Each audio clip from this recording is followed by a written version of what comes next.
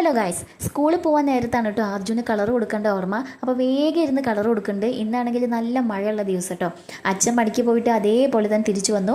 കുട്ടിപ്പട്ടാളങ്ങളാണെങ്കിൽ രാവിലെ ചണ്ടിയും കോലൊക്കെ ആയിട്ട് കളിക്കുന്നുണ്ട്. അതിൻ്റെ ഇടയിൽ അടിപിടി കൂടുന്നുണ്ട്. ഇന്ന് ഉച്ചത്തേക്ക് അമ്മ താളും ചക്കക്കുരും വൻപയറും കൂടെ ഇട്ട് വെച്ചിട്ടുണ്ട്. പിന്നെ സാമ്പാറുണ്ട്.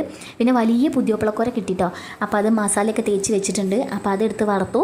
ഞാൻ മീൻ വറക്കണ സമയത്ത് കുഞ്ഞുമണി എൻ്റെ കൂടെ ഹെൽപ്പ് ചെയ്യാൻ വരാറുണ്ട് കേട്ടോ. അവൻ ഈ വീതനപ്പുറത്ത് കയറിയിരിക്കുന്നത് ഭയങ്കര ഇഷ്ടമാണ്. അതിപ്പോൾ മീൻ എന്നല്ല കേട്ടോ, ദോശയാണെങ്കിലും എന്തുണ്ടാക്കുകയാണെങ്കിലും ഇവിടെ വന്നിരിക്കും കേട്ടോ കുറച്ച് നേരം. എന്നിട്ട് 1-2 കഷ്ണമൊക്കെ കഴിച്ചിട്ട് ഇറങ്ങി പോകും. അങ്ങനെ മീൻ വറുത്തതിന് ശേഷം അതിൻ്റെ തലമണ്ടയും കൂടെ വറുത്തെടുത്തു കേട്ടോ. ഒരു പ്രത്യേക ടേസ്റ്റ് അല്ലേ തല മാത്രം വറുത്ത് കഴിക്കാൻ. എന്നിട്ട് ഞാനും വിദ്യയും കൂടെ നമ്മുടെ പറമ്പിലൊന്ന് പോയേ. നമ്മുടെ പറമ്പിൽ തറയൊന്നും കാണാൻ പറ്റാത്ത രീതിയിൽ കാടും മൊന്തിയും പിടിച്ച് കിടക്കായിരുന്നു. അപ്പോൾ അച്ഛന് അതൊരാളെ വിളിച്ചിട്ട് വെട്ടിക്കുണ്ടായിരുന്നു കേട്ടോ. കുറച്ച് നേരമൊക്കെ അവിടെ നിന്നു കേട്ടോ. പിന്നെ അവിടുന്ന് വരാൻ കൂട്ടാക്കണില്ല, വേറെ ആരുമില്ല, നമ്മുടെ കണ്ണപ്പനും കുഞ്ഞുമണിയും. അങ്ങനെ അവിടുന്ന് പിടിച്ചുകൊണ്ട് വന്നു. 2 ആൾക്കും ഭക്ഷണമൊക്കെ കൊടുത്തിട്ട് ഞങ്ങളും കഴിക്കാനിരുന്നു.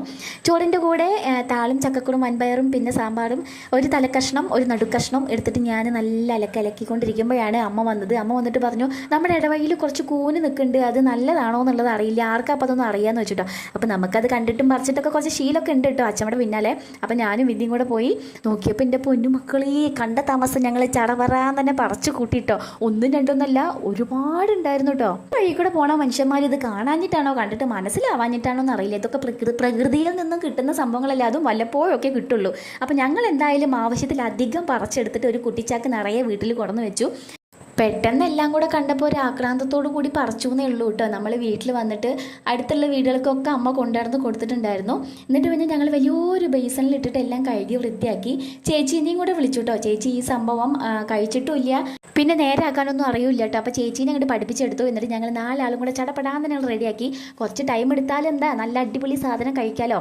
അപ്പോൾ ഇനി ഇത് വറക്കണോ പൊരിക്കണോ റോസ്റ്റ് ആക്കണോ എന്നൊന്നും തീരുമാനിച്ചിട്ടില്ല. അതെന്തായാലും അടുത്ത വീഡിയോയിൽ കാണിക്കുന്നതായിരിക്കും. അപ്പോൾ സബ്സ്ക്രൈബ് ചെയ്ത് കൂടെ മറക്കരുത്. അടുത്ത വീഡിയോയിൽ കാണാം. ടാറ്റാ.